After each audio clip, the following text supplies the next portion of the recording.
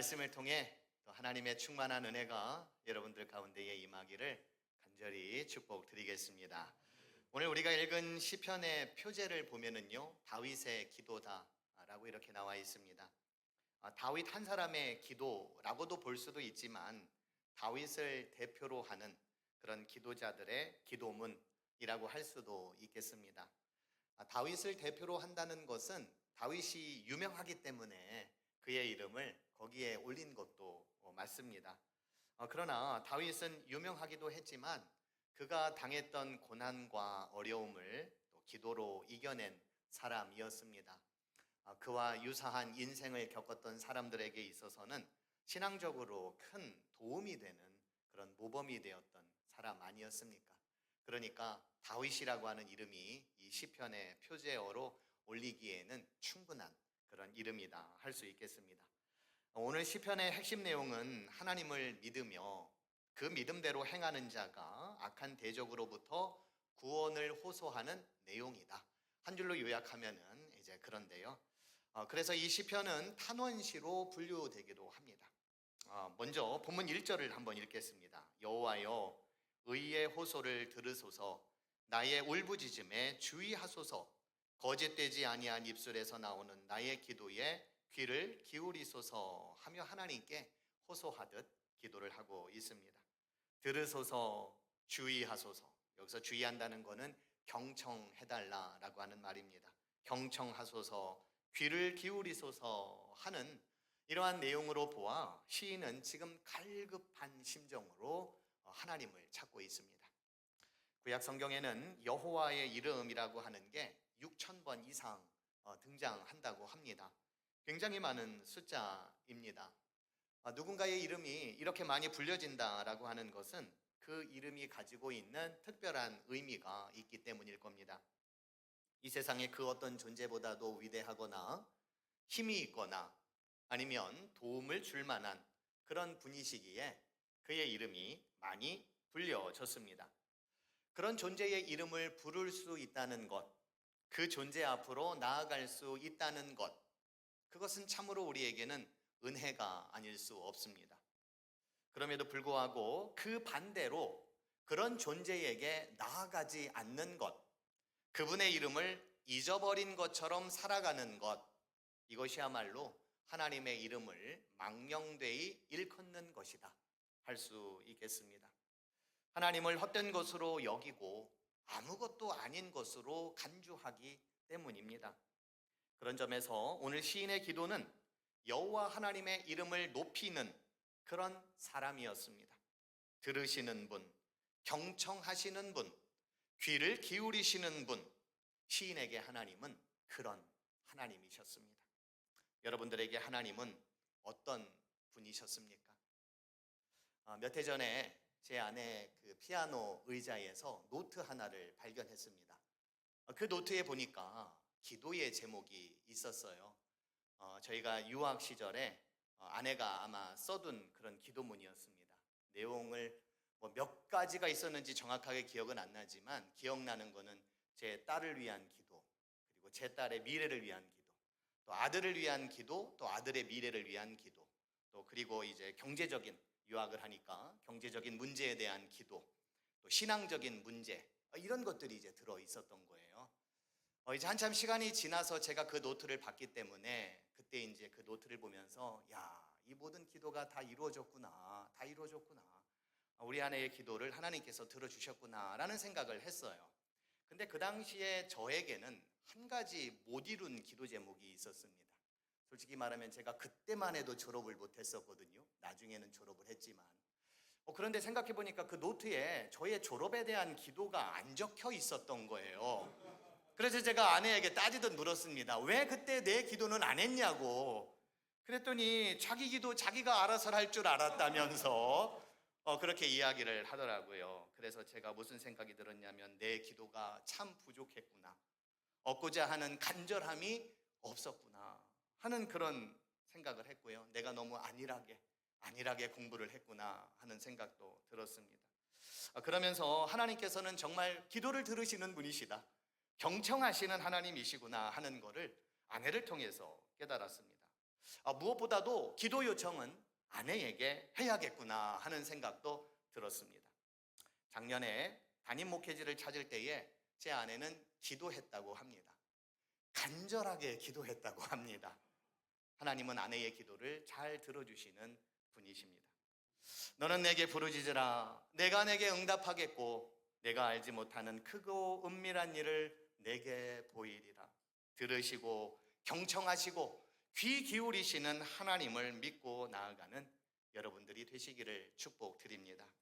오늘 시편에 보면 법률적인 용어가 나옵니다. 개역개정에는 명확하게 드러나지는 않는데요, 세번역에 보면은 명확하게 볼 수가 있습니다. 1절에 보면 나의 진실을 변호해달라라고 하면서 변호라고 하는 단어를 사용하고 있습니다. 2절에서는 너는 죄가 없다고 판결하여 달라라고 하며 판결이라고 하는 단어를 사용하고 있습니다. 그리고 공평하게 살펴달라라고도 말하고 있습니다. 그러면 이제 자신의 결백을 호소하고 있습니다. 마치 피고가 판사에게 자신의 무죄를 제발 판결해 달라고 호소하듯 시인은 심판관이 되시는 하나님께 간청하고 있습니다. 도대체 시인에게 어떤 일이 있었고 무슨 억울함이 있었기에 이렇게 기도를 하는 걸까? 애석하게도 그 기도, 그 내용에 대해서는 나와 있지는 않습니다. 그러나 분명한 것은 자신에 대한 판단, 자신에 대한 심판의 결과가 하나님에게서 나오기를 간구하고 있다라고 하는 겁니다. 왜냐하면 하나님은 본문 2절 하반절에 의하면 공평함으로 살피시는 분이시기 때문입니다. 예전에 그런 얘기를 들은 적이 있어요. 어느 목사님께서 억울한 일을 당하셨습니다. 그래서 여러 말들이 이제 오가고 있는 상황인 거예요. 심지어는 이제 험한 말들까지 오고 가고 있었는데 그 목사님은 아무 말 없이 침묵하고 있더라라는 거예요. 캥기는 구석이 있으니까 아무 말도 못하는 거겠지, 사람들이 의심의 눈초리로 보고 생각하고 있었는데 나중에서야 밝혀진 것은 잘못된 오해였었다라고 하는 거였어요. 그렇다면은 이 목사님께서는 왜 그렇게 자신에 대해서 그렇게 얘기를 하지 않았을까? 자신의 억울함을 왜 사람들에게 말하지 않았을까 하는 그런 생각을 해보게 되었는데, 아마 이 목사님께서는 하나님께서는 모든 것을 판단하실 그러한 분이시라는 것을 분명히 믿었겠구나 하는 생각도 또 들었습니다. 억울하면 참기가 어렵습니다. 그래서 상대방의 반응에 따라 또 우리도 반응하게 됩니다. 나중에 가면 진실 여부는 중요하지 않습니다. 막장 싸움까지 가게 되는 경우가 또 얼마나 많이 있습니까? 목회를 하면서 저도 그런 경험을 하고는 합니다. 정말 이건 말도 안 되는데, 그래서 억울한데, 그렇다고 똑같이 말하고 똑같이 행동할 수 없는 경우가 또 있습니다. 지는 것이 이기는 것이라고 하는데 그거는 참 어려운 그런 일인 것 같습니다. 요즘은 당하면 호구다라고 하는 그런 말들을 많이 합니다. 그래서 그런지 절대로 지지 않으려고 하는 그런 사람들이 또 얼마나 많이 있습니까? 사실 어느 한쪽이 절대적으로 맞고 또 절대적으로 틀린 것 없습니다. 조금씩 이해하고 양보하는 수밖에 없는 거죠. 오늘 시인도 보면 굉장히 억울해하고 있습니다. 어느 정도냐면 본문 3절에 보면 주께서 내 마음을 시험하시고 밤에 내게 오시어서 나를 감찰하였으나 흠을 찾지 못하셨다라고 말씀하고 있습니다. 시인의 지극히 개인적인 주장이다라고 말할 수도 있겠지만 주님께서 밤새도록 신문도 하셨고 샅샅이 찾아보기도 했지만 결코 시인의 잘못을 찾아볼 수가 없더라라는 거예요. 이만큼 시인이 지금 굉장히 억울해하고 있다라고 하는 겁니다. 4절과 5절에서는 나는 주의 입술의 말씀을 따랐고 포악한 자의 길을 가지도 않았다라고 말합니다.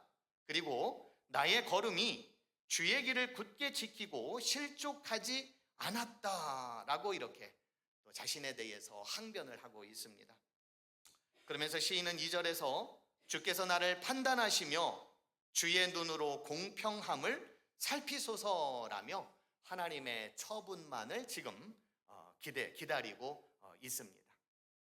세상에는 억울하게 살다 간 사람들이 참 많이 있습니다.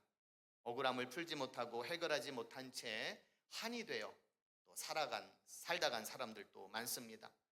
심지어 그것 때문에 목숨을 버리는 일들도 또 있지 않습니까? 모든 억울함이 풀리거나 해소되는 것은 아니구나. 어떤 경우에는 살을 내주고 뼈를 취하라 라고 하는 육참골단의 전략을 이제 택해야 할 때도 있습니다. 무조건 다 얻겠다고, 다 회복하겠다고 고집을 피우다가 아무것도 얻지 못하고 또 억울함만 더 커지는 그런 경우도 많습니다.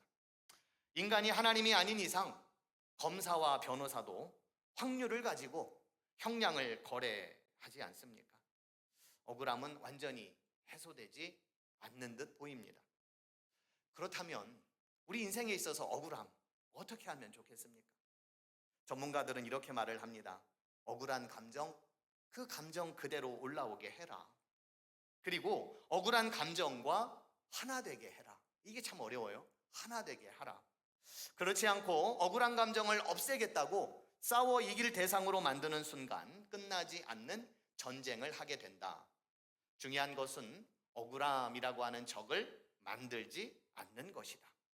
억울함과 하나가 될 때 더 이상 싸울 대상이 없어진다라고 하면서 억울함은 억울함대로 그냥 오르게 하고 대신에 그 억울함을 대적으로 삼아 싸울 것이 아니라 그 억울함을 품고 그거와 하나가 되라라고 하는데 이게 도무지 어떻게 하라는 건지 참 쉽지 않은 그런 요청인 것 같습니다. 그렇다면 오늘 시편에서의 이 시인은 우리의 억울함을 신앙적으로 어떻게 풀어갔으면 좋은지에 대해서 오늘 말씀을 통해서 제시해 주는데요. 그 역시도 하나됨입니다. 그런데 그 하나됨이 억울함과 하나가 되는 것이 아니라 하나님과 하나됨이라고 우리에게 제시를 합니다. 하나님과 내가 둘이 아니라 기도를 통해서 하나가 되는 겁니다.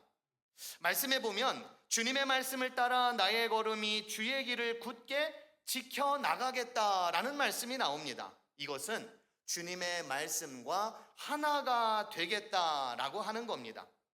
인간의 감정을 누가 주셨습니까? 우리를 창조하신 하나님께서 주셨습니다. 억울한 감정도 하나님께서 주셨음을 믿는다면 그 해결 역시 하나님과 하나가 되는 것입니다. 사실 예수님의 죽음만큼 억울한 일이 어디에 있겠습니까?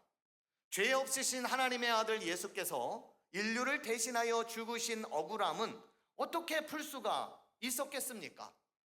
예수님께서는 겟세마네에서 하나님의 뜻을 이루게 해달라고 했습니다. 하나님의 뜻과 하나가 되게 해 주십시오. 하나님의 뜻이 내 뜻이 되게 해 주시고 내 뜻이 하나님의 뜻이 되는 그런 하나가 되는 그러한 삶을 예수님께서는 기도하셨습니다. 하나님께서도 예수님이 당하신 억울함을 인간들을 향한 저주로 퍼붓지 않으시고 예수님의 죽음을 의롭게 여기심으로 하나가 되셨습니다. 하나가 되면 억울함을 해결할 수 있습니다. 우리 모두는 억울하다고 남과 다투지 말고 하나가 되도록 힘써야 할 것입니다. 우리로 하나가 되게 하시려고 예수님의 죽음이라는 억울함까지도 하나님의 하나됨의 도구로 사용하신 주님의 마음을 헤아리며 우리도 하나 되기를, 하나님과 하나가 되고 또 성도들과 하나가 되는 그러한 삶이 되기를 우리는 또한 기도해야 할 것입니다. 오늘 본문 6절에 보면 1절과 비슷하게 기도가 또 다시 시작이 되고 있습니다.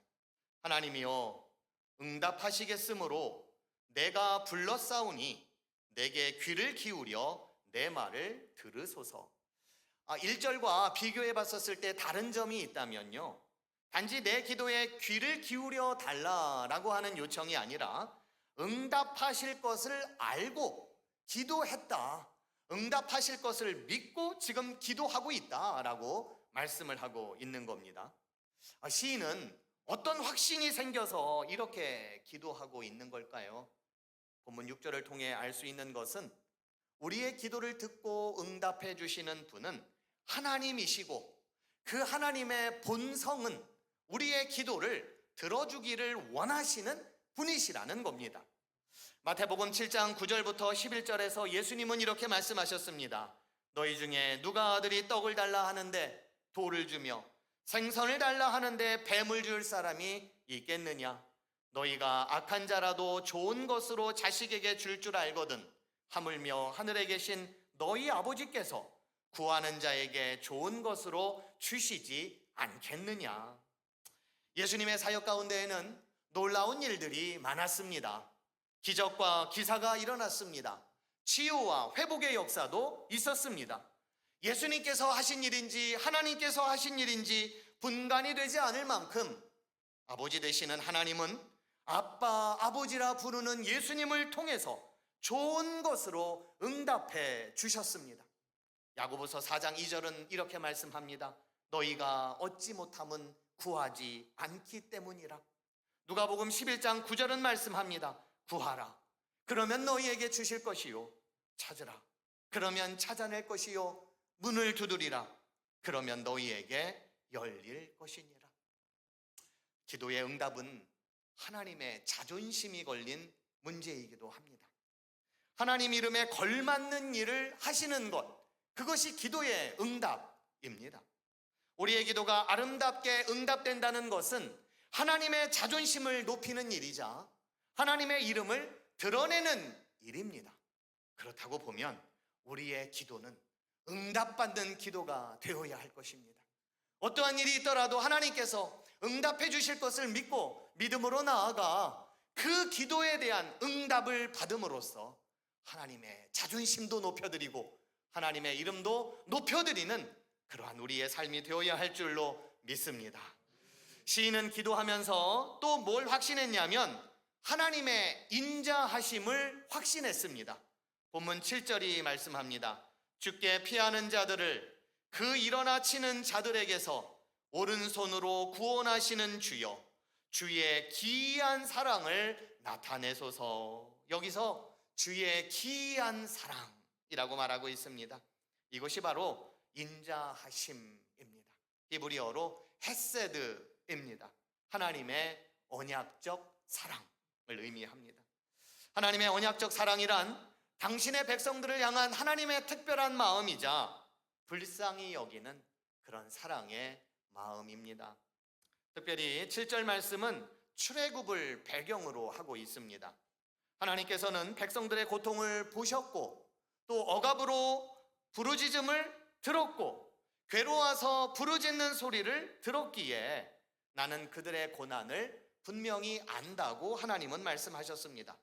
보고 듣고 아셨던 하나님은 이스라엘 백성들을 불쌍히 여기셨고 출애굽시키셨습니다. 하나님께서 이스라엘을 택한 것은 다른 이유가 아니었습니다. 그저 적고 그저 약하고 그저 힘없는 이들이기 때문에 불쌍해서 택해 주셨습니다. 그리고 그 사랑을 계속해서 이어가셨습니다. 시인은 그런 하나님께 기도를 드렸던 것입니다. 우리 조상을 여기까지 인도해 주신 그 인자하신 하나님이라면 우리 백성을 불쌍히 여겨주셔서 여기까지 이끌어 주신 하나님이시라면 그분은 나의 기도를 들어주실 것을 확신하며 그는 하나님께 기도를 드렸습니다. 본문 8절과 9절의 말씀을 보십시오. 나를 눈동자같이 지키시고 주의 날개 그늘 아래에 감추사 내 앞에서 나를 압제하는 악인들과 나의 목숨을 노리는 원수들에게서 벗어나게 하소서. 나를 눈동자같이 지켜주시고 주의 날개 그늘 아래에 나를 감추어 주십시오. 출애굽 사건은 이스라엘 역사 가운데의 가장 강력한 사건이었습니다. 기도라는 단어가 성경에는 나오지도 않습니다. 아니, 기도라고 하는 개념조차도 없던 그러한 시대였지만 하나님께서는 백성들의 신음을, 백성들의 고통을, 백성들의 괴로움을 기도로 들으셨습니다. 들으시는 하나님, 경청하시는 하나님, 귀를 기울이시는 하나님, 그 결과가 바로 출애굽 사건이었습니다. 우리 남천교회의 출애굽 사건은 무엇입니까? 강력하게 기억이 되고 도저히 잊어버릴 수 없는 하나님의 놀라운 은혜는 무엇이었습니까? 한 세대가 가고 다음 세대가 와도 잊지 못할 기억이 있다면 그 기억은 무엇입니까? 바라기는 여러분들의 신앙이 다음 세대들이 기도해야 할 이유가 되었으면 좋겠습니다. 우리 남천교회가 기도해야 할 분명한 명분을 제공하는 그러한 교회가 되었으면 좋겠습니다. 그 명분이란 우리 여호와 하나님께서는 우리의 기도를 들어주기를 원하시는 하나님이시고 우리의 연약함, 우리를 불쌍히 여겨주시사 우리의 귀를 기울여 주시면서까지 경청하시면서까지 우리의 신음과 우리의 고통과 또 우리의 탄식을 들어주시는 그러한 하나님이시라는 것을 우리의 신앙을 통하여 드러낼 수 있기를 간절히 축원드립니다. 오늘 본문 15절은 이런 말씀으로 매듭을 짓고 있습니다. 우리 다 같이 함께 한 목소리로 15절의 말씀을 읽겠습니다. 나는 의로운 중에 주의 얼굴을 배우리니 깰 때에 주의 형상으로 만족하리이다. 세번역 성경을 보면 좀 더 이해가 되는데요. 그 내용은 이렇습니다. 나는 떳떳하게 주님의 얼굴을 뵙겠습니다. 깨어나서 주님의 모습 배울 때에 주님과 함께 있는 것만으로도 내게 기쁨이 넘칠 것입니다. 라고 말씀하고 있습니다. 전에는 억울했었고, 억울해서 도저히 참을 수가 없었고, 나를 억울하게 만드는 적들이 내 눈앞에서 너무나도 얼쩡거리는 것이 너무나도 싫었는데, 이제 이 모든 것들은 사라지고 시인의 눈에 확실하게 보이는 것은 하나님의 얼굴이었습니다. 하나님만 바라보며 또 하나님과 하나 되며 그의 억울함을 풀었던 겁니다. 우리의 인생도 하나님만을 바라보며 살아가시는 인생이 되기를 원합니다. 하나님과 하나가 되셔서 이 세상 가운데에 풀지 못할 억울함이 있을 수도 있겠지만, 그러나 하나님과 하나가 되셔서 하나님께서 풀어주시는 대로, 하나님께서 이끌어 주시는 대로 살아가는 저와 여러분들의 삶이 되기를 주님의 이름으로 간절히 축원드립니다.